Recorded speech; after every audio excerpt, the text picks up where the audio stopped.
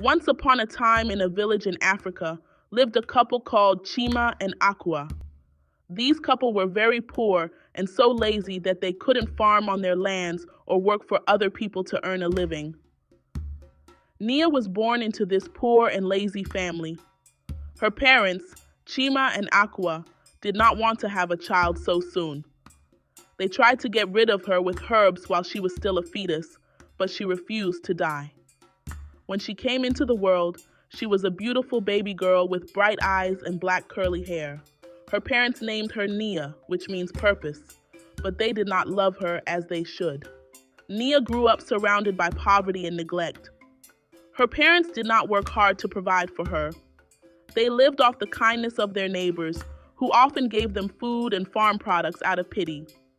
Nia's beauty attracted many admirers, especially young men who hoped to marry her someday. They helped her parents with their chores and brought them gifts. Nia's parents were happy to take advantage of their generosity, but they did not appreciate their daughter's value. Nia had two younger siblings, a brother named Andu and a sister named Shanita. They were born after Nia, when her parents thought they could benefit from having more children. They were not as beautiful as Nia, and they did not share her gentle spirit. They were spoiled and selfish, and Nia's only sister treated Nia badly. Her sister Shanita was jealous of her beauty. Only her brother Endu loved her, because he was proud to have such a beautiful sister. Chima and Aqua hated her for coming too early, but they were happy for all the goodies she was bringing on the family table because of her beauty. When Nia was 14 years old, a rich man came to the village. He was looking for a young wife to add to his collection. He saw Nia and was captivated by her beauty.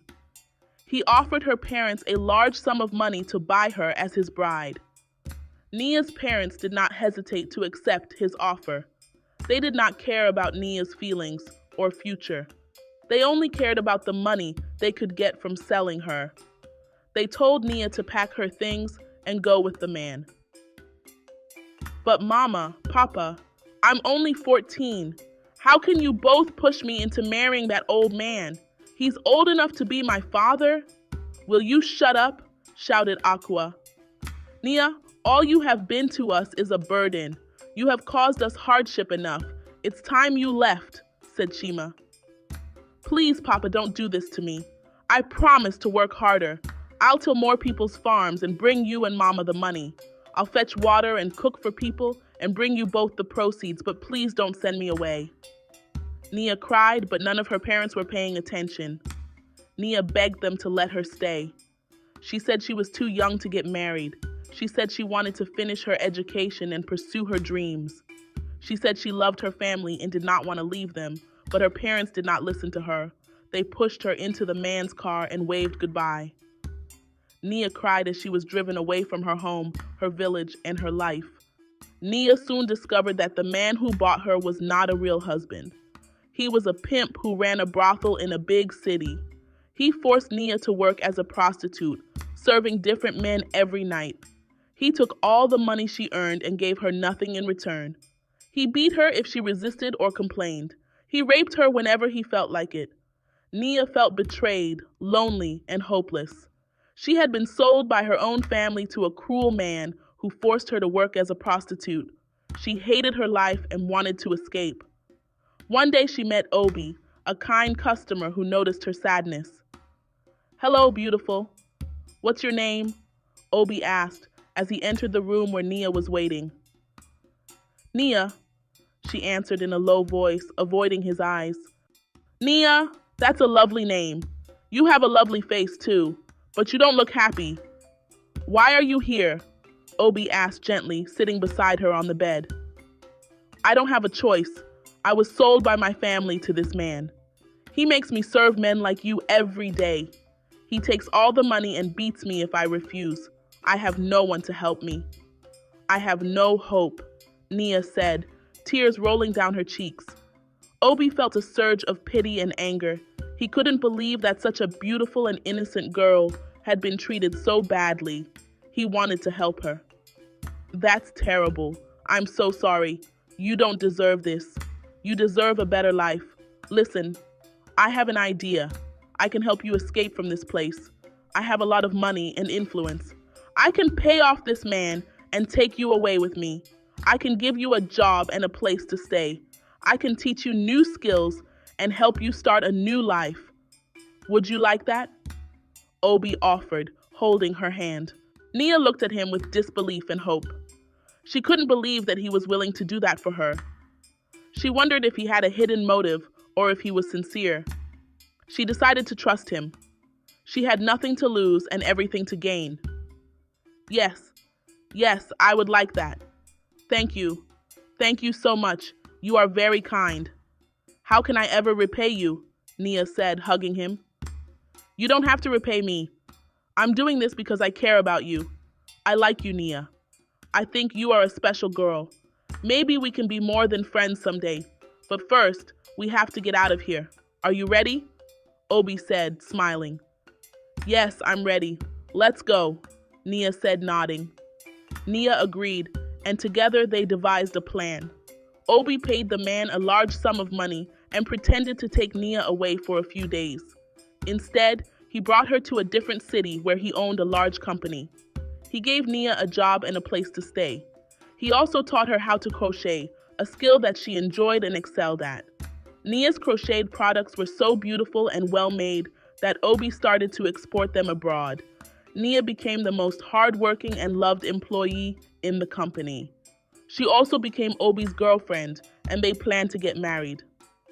Nia was happy for the first time in her life, but fate had other plans.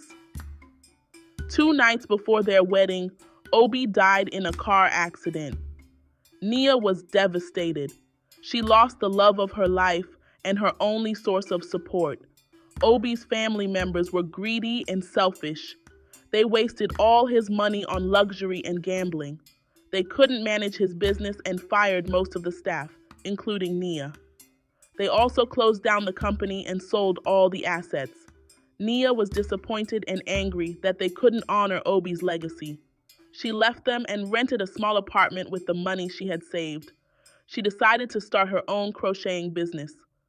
She contacted Obi's foreign clients and offered them her products. They were impressed by her quality and creativity and agreed to do business with her. Nia worked hard and smart. She hired more people to help her and expanded her market.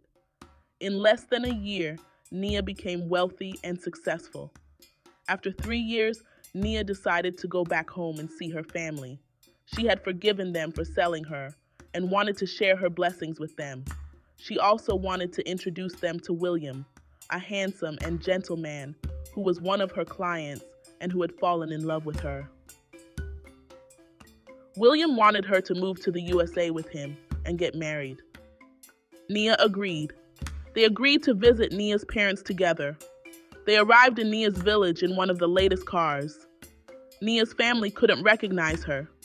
They were still poor and miserable. Her sister had 2 children out of wedlock, and her brother was a drunk.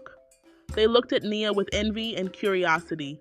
Nia approached them and told them who she was. Mama, Papa, it's me, Nia, your first daughter. Her parents couldn't believe their eyes. They realized how much they had wronged her and begged for her forgiveness. Nia, is that you? You look so different.